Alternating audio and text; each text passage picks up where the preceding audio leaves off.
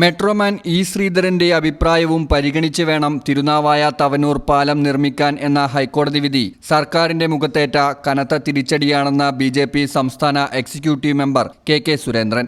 വിധി വന്നതിനുശേഷം അദ്ദേഹത്തിന്റെ വസതി സന്ദർശിച്ച് അദ്ദേഹത്തെ പൊന്നാടയണിയിച്ച് ആദരിച്ച ശേഷം മാധ്യമപ്രവർത്തകരോട് സംസാരിക്കുകയായിരുന്നു കെ സുരേന്ദ്രൻ.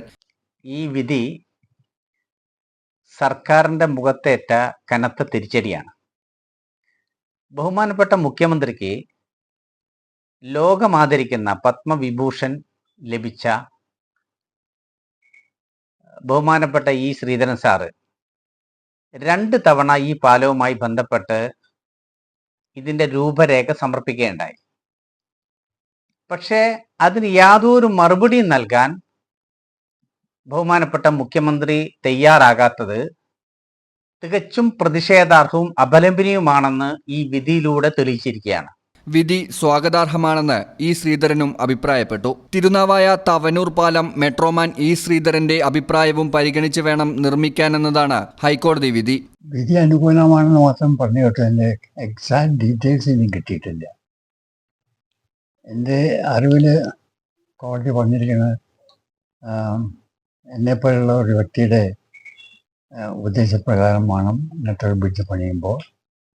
അതുകൊണ്ട് അദ്ദേഹത്തിൻ്റെ സഹായം ആവശ്യപ്പെട്ട് അദ്ദേഹം നിർദ്ദേശിക്കുന്ന പ്രകാരം ബ്രിഡ്ജ് പുതുക്കി ചെയ്യാനുള്ള ഏർപ്പാട് ചെയ്യണം, അങ്ങനെ ഞാൻ കേട്ടിരിക്കുന്നത്. തവനൂർ തിരുനാവായ പാലത്തിന്റെ അലൈൻമെന്റ് മാറ്റുന്നതുമായി ബന്ധപ്പെട്ട ഡോക്ടർ ഇ ശ്രീധരൻ ഹർജിക്കാരനായി അഡ്വക്കേറ്റ് സജിത് കുമാർ മുഖാന്തരം ഹൈക്കോടതി മുമ്പാകെ സമർപ്പിച്ച റിട്ട് പെറ്റീഷൻ ഹർജിക്കാരനെ അനുകൂലമായ നിർദ്ദേശങ്ങളോടെ ഹൈക്കോടതി തീർപ്പാക്കുകയും ചെയ്തു.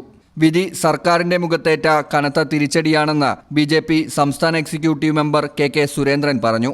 പത്മവിഭൂഷൺ ഇ ശ്രീധരൻ 2 തവണ മുഖ്യമന്ത്രിക്ക് ഇതുമായി ബന്ധപ്പെട്ട രൂപരേഖ നൽകിയിട്ടും അത് പരിഗണിക്കാതെ ഉദ്ഘാടനം നിർവഹിച്ച മന്ത്രി റിയാസും കെ ജലീൽ MLAയും CPM നേതൃത്വവും ഇ ശ്രീധരനോട് മാപ്പ് പറയണം. വിധി വന്നതിനുശേഷം അദ്ദേഹത്തിന്റെ വസതി സന്ദർശിച്ച് അദ്ദേഹത്തെ പൊന്നാടയണിയിച്ച് ആദരിച്ച ശേഷം മാധ്യമപ്രവർത്തകരോട് സംസാരിക്കുകയായിരുന്നു കെ സുരേന്ദ്രൻ. പാലം യാഥാർത്ഥ്യമാക്കാൻ സൗജന്യമായ സേവനം നൽകുമെന്നും അപവാദ പ്രചരണങ്ങൾ തള്ളിക്കളയുന്നതായും പാലം സമയബന്ധിതമായി യാഥാർത്ഥ്യമാക്കാൻ പരിശ്രമിക്കുമെന്നും ഇ ശ്രീധരൻ പറഞ്ഞു.